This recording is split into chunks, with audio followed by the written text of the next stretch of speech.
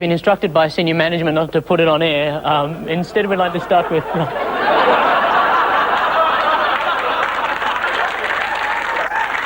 The disturbing news this week, economists say unemployment will continue to rise over the next 12 months, and that's before massive job cuts to the public service. When asked how he felt about thousands of public servants ending up on the dole, Peter Costello said the Liberal Party spent 13 years getting paid to do nothing, and it didn't do them any harm. In surprising news, the Catholic Church has apologised to the victims of sexual abuse by priests and Christian brothers. What's next? Two-way confessionals? Forgive me, Father, for I have sinned. You tell me yours, and I'll tell you mine. It must be great being a man of the cloth. I mean, there's always a cloth handy when you need one. In Florida, the black box from the Value Jet DC-9, which crashed into a swamp in Florida, has been found. A tragic accident. But when you buy a ticket on something called Value Jet, you deserve everything you get. Value Jet, an airline that tries to relax you by playing Buddy Holly over the PA. A survey has found 60% of Australian hospitals reuse equipment specifically designed to be used once and once only. Hospital kitchens have also been implicated, but they defended themselves saying that just because a patient couldn't keep a meal down doesn't mean someone else isn't going to enjoy it. In Britain, O.J. Simpson's tour hasn't been going too well. Having Rosemary West as a support act now looks like a bit of a mistake. And a town in the French Pyrenees has banned groups of dogs meeting in public places. Obviously, a law like this will just force them underground. The police will have to send in special officers to sniff out the dog rings. But the big news this week, the increase in Medicare levy to lobby, of course, is outraged. They say Medicare fund the buyback of illegal guns. The gun limit is for the sick, not for people who love shooting things with assault rifles. One sporting shooter summed it up very well. We need these guns, he said. Who knows when you're going to be attacked by that last Tasmanian tiger? I think the buyback is a great idea. Once Medicare has bought all the guns, we're going to see some pretty radical surgical techniques popping up in the hospital system. And we can look forward to the day when someone who wants to commit a massacre will have to use an arsenal of cheese knives and wet towels. But there's one small problem. Members of the Olympic shooting team say the new gun laws could cost Australia medals. Isn't it good to see that someone still has their priorities right? And that's good news. It's good news. Oh ho!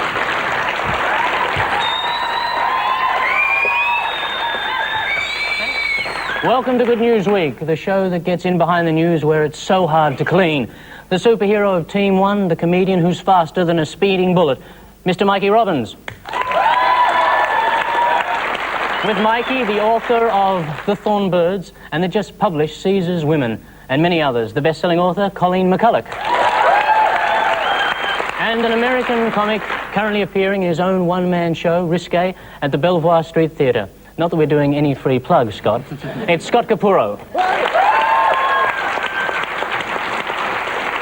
And taking the reins from Anthony Aykroyd, who's still missing after appearing on that chat show with O.J. Simpson, special guest captain, the songbird and sex goddess, Sue Cruikshank. An actor and comedian who appeared in a film with Nicole Kidman, but before she was famous, bit of bad timing, Matt Parkinson.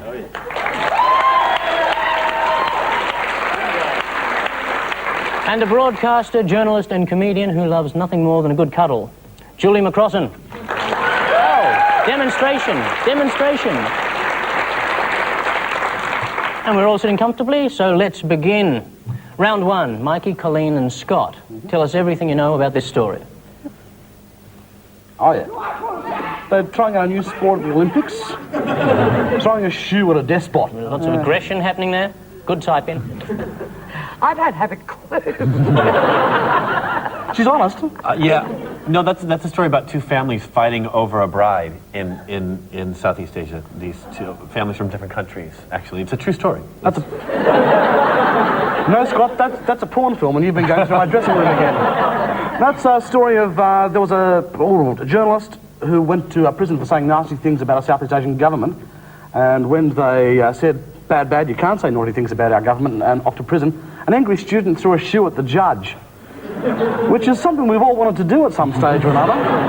I think you're right. I'll give you half a point for that. You're very close.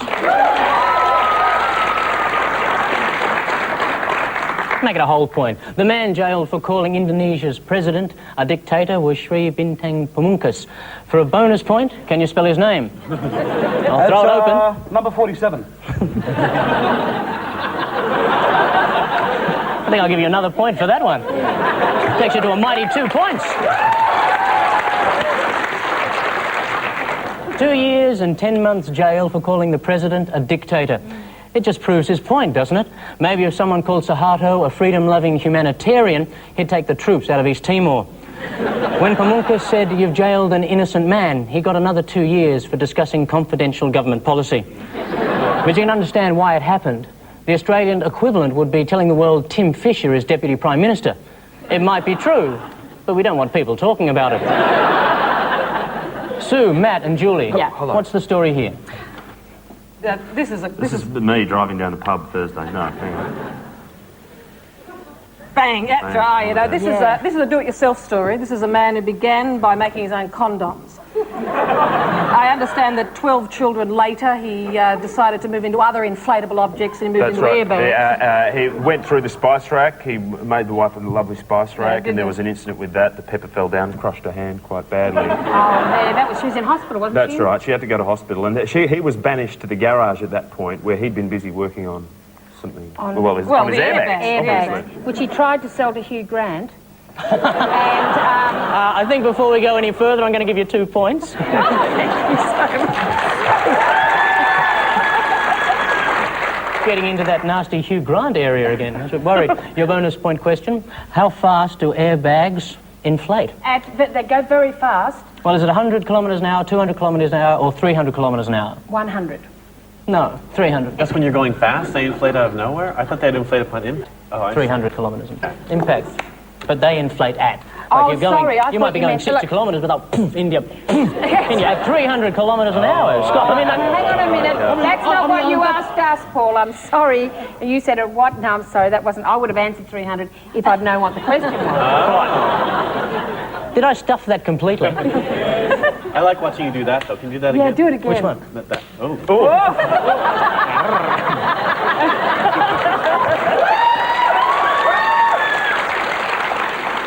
I think we'll just move right along. Car owners are being warned about the dangers of do-it-yourself airbags, which are about to come onto the Australian market. The most dangerous part is the actual installation. One guy got the wiring all mixed up, hit the ejector on the cassette player and fired his seat out of the car. In Queensland, they've had do-it-yourself airbags for years. You just strap a cane toad to the steering wheel, scare the hell out of it and wait till it gets all puffy. Mikey, Colleen and Scott, 3 clues for you for a strange but true story. Now, they are the People's Republic of China. What? In that hat? There's close to 1 billion people in that hat. Be careful with it. A wedding ring. Hello? And a shovel. Oh. Is that a shovel or is that a very shovel? butch, very masculine. And now for Sue, Matt and Julie. A hood from a monk's habit. Very scantily clad monk. Is he wearing anything else? A steak and kidney pie. Oh, Yes, please. Lovely, we'll have a bit of that. It's warm. Have you got any mushy peas there, Paul? And Yum. this sound effect. It's a real one.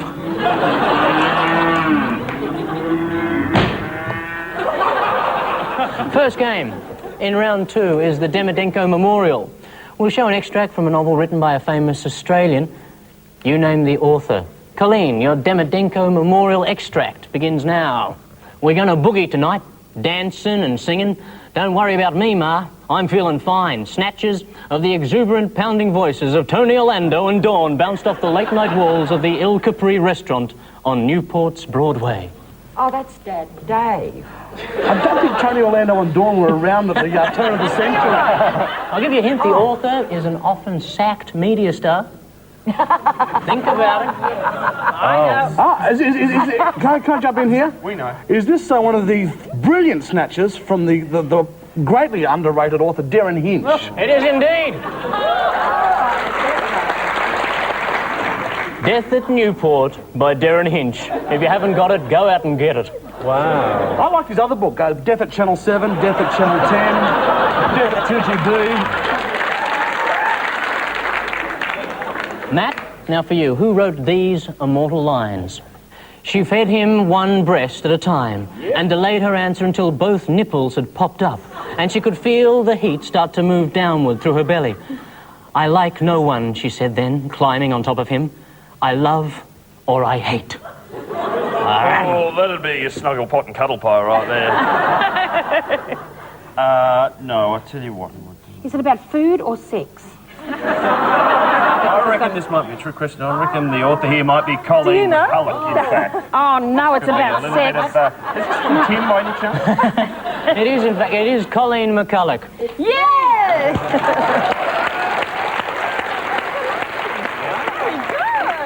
That extract was, I believe, from Caesar's Women by Colleen McCullough. Second game, in the one-on-one round, we call This Day Tonight. Team captains, you have to identify a famous event that happened on this day. Mikey, who is this man? He was born on May 17th, 1900. Muammar Gaddafi was on his invitation list, but Mohammed Pahlavi wasn't. And here's some footage of his last big party. Oh, that's when they sacked Darren Hinch from Channel 9. Get out, Darren! Get out! That's the Academy Awards last year, isn't it? No, that's, there they are passing the body. That was, of course, the sadly Mr. Ayatollah Khomeini. You are right. Here's, of course, the Ayatollah Khomeini. He's 96. Well, he would be if he hadn't carked it in 1989. Looks like a fun funeral, doesn't it? Even the corpse was crowd surfing. Sue, your famous event happened on another sad, sad day in 1978.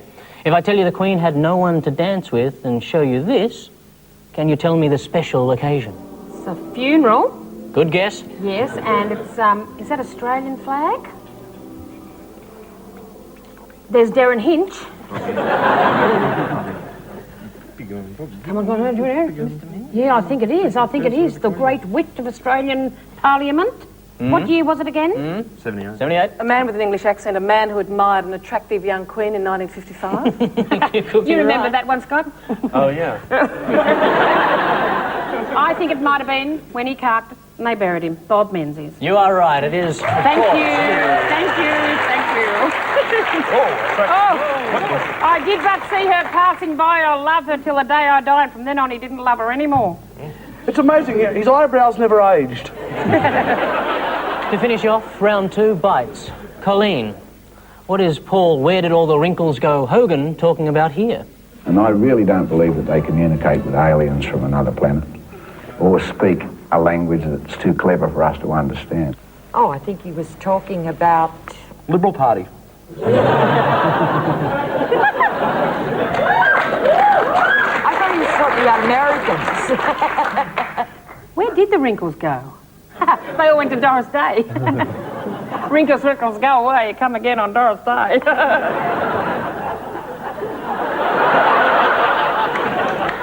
Yes, Paul Hogan is talking about the co-stars of his latest movie, blockbuster Flipper. I guess the major argument against dolphin intelligence is that they were willing to work with Paul after seeing him in Lightning Jack.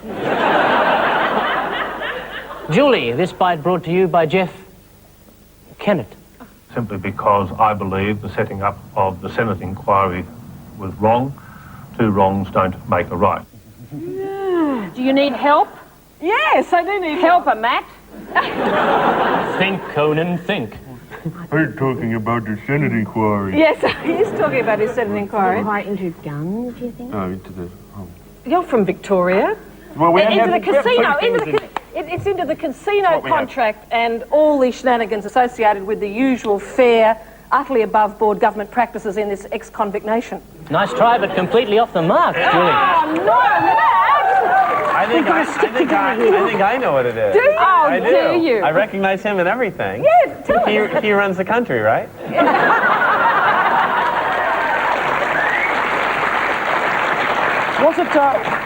Was it to do with the fact that he was flogging Shoggy Booze out of his office? No. No, 10 points off. Hey, wait a second. Sorry. Everyone is wrong. It was Jeff. Everyone recognised that. He was forced to apologise to Democrat Sid Spindler after he called him a member of the Hitler Youth. Huh? You remember? Sorry, Sid, you're not a Nazi. For many people, hearing Kennett talk about the Nazis brought back bitter memories of jackbooted government agents destroying their homes. But let's not talk about the Grand Prix. Jeff was also a member of a youth group with a military tradition. Interesting to see that even back then he was at the bottom of the far right. Look at the knees. Checking the scores at the halfway mark, and Mikey, Colleen and Scott are doing a Highland fling on a massive 6 points. While Sue, Matt and Julie are only following orders on 5 points. And now to a game that pits the Robbins bunch against the Crookshank family. We call it Face Value. We'll show both teams a disguised celebrity. If either can guess who it is immediately, they get 4 points. But if they need a bit of the disguise removed, it's only worth 3 points. 2 pieces, 2 points, and so on. Do you understand the rules of the game? Yes. Yes. Remember it from childhood. Colleen, who is this?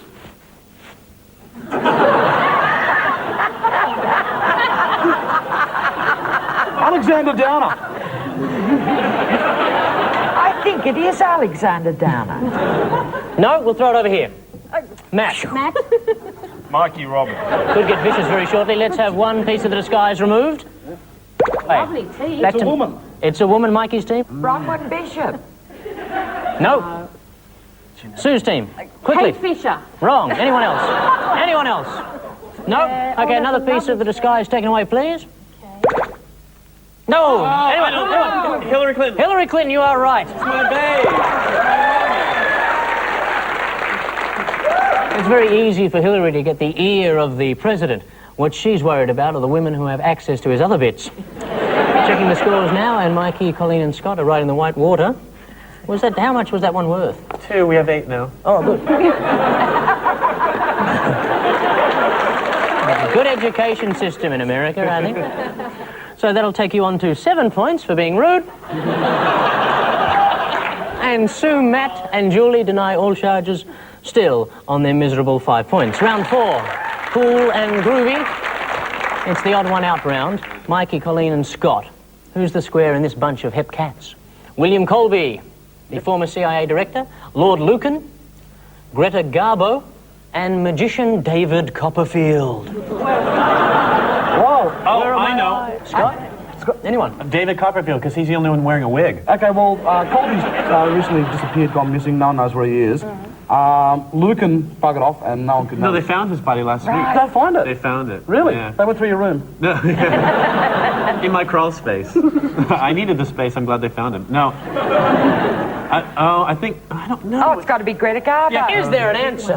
David Copperfield is the only one who can make himself disappear. Let's go with it. You're right, David Copperfield. Because when the others disappeared, someone actually wanted them to come back. Sue, Matt, Julie. The stars of your odd one out are the Israeli Army. Yes. The Hilton Bomber. Yes. Value Jet Airlines. Yes. And Garibaldi Meats. Manufacturers of toxic small goods. Okay. This is the only way they haven't come I'd say the Israelis are the odd ones out because all the other causes of death were accidental, whereas I'm afraid the Israeli army is engaged in systematic slaughter over a very extended period of time. You are right.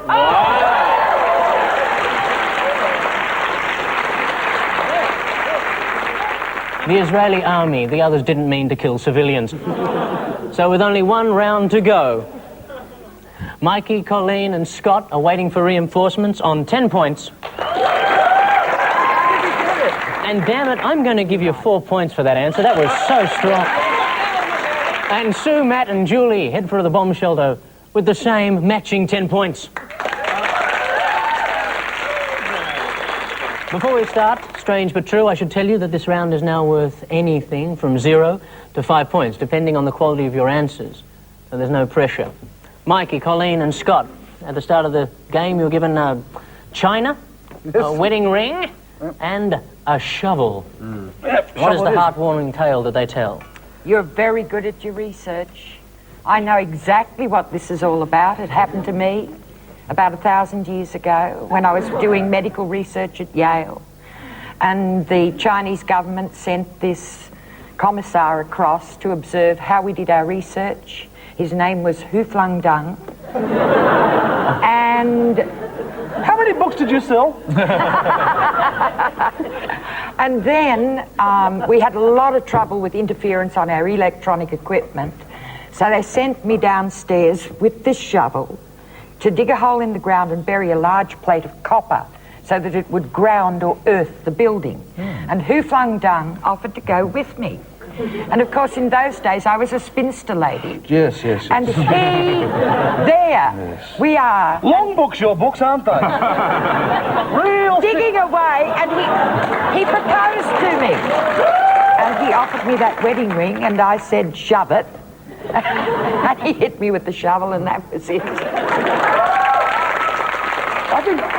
Thank you, Colleen.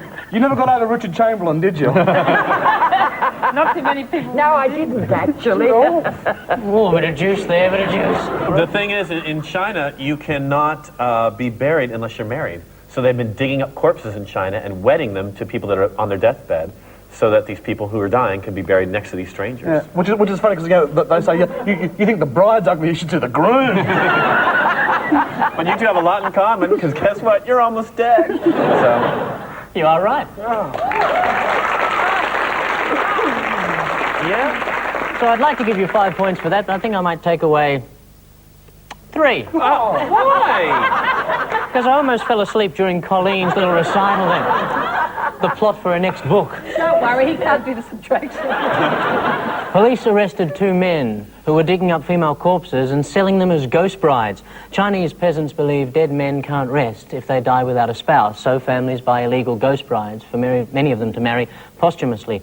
Yes, there is wife after death. The parents of one man who married a ghost bride said, "We're not losing a son. We're gaining some bones for the dog to play with." There are also reports of another corpse who was stood up at the altar, but just fell over again. Sue, Matt, Julie. Yes. Your clues were a monk's habit, a steak and kidney pie, and this sound effect. Woo! Bang.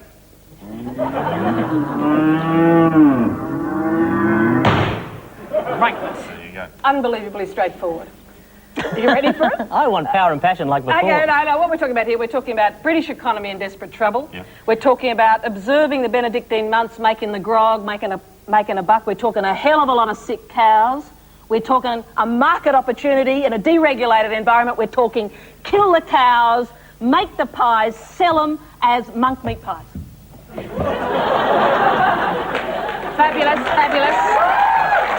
We're talking about a conservative government in trouble. We're talking about a change in government. We're talking about a market opportunity. That's the end.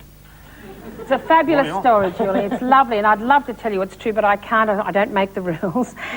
But Matt and I know it, don't we, darling? Yeah, it's actually, there's a secret monk's recipe at the monastery for steak and kidney pudding, and the secret is that they make their own airbags and run over the cows. No, sorry.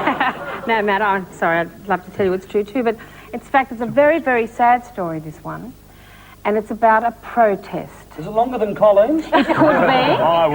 It's about a vegetarian monk. If that's not a minority group, I don't know what isn't.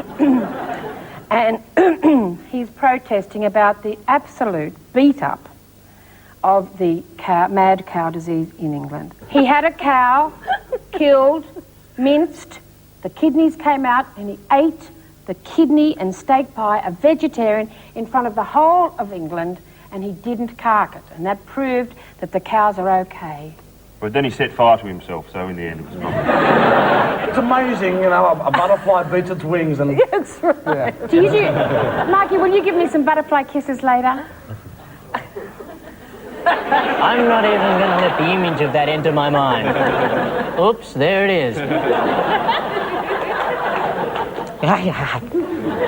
Was in fact an order of vegetarian monks in Edinburgh who farm cattle.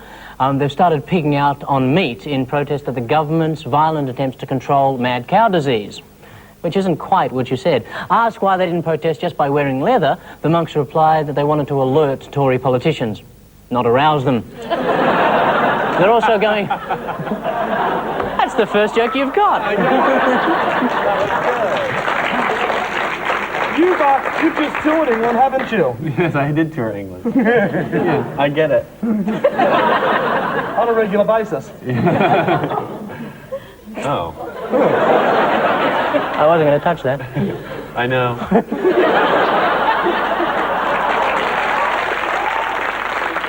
After a bloody battle, Mikey Robbins, Colleen, McCullough and Scott Capurro have finished with a very valiant 13 points.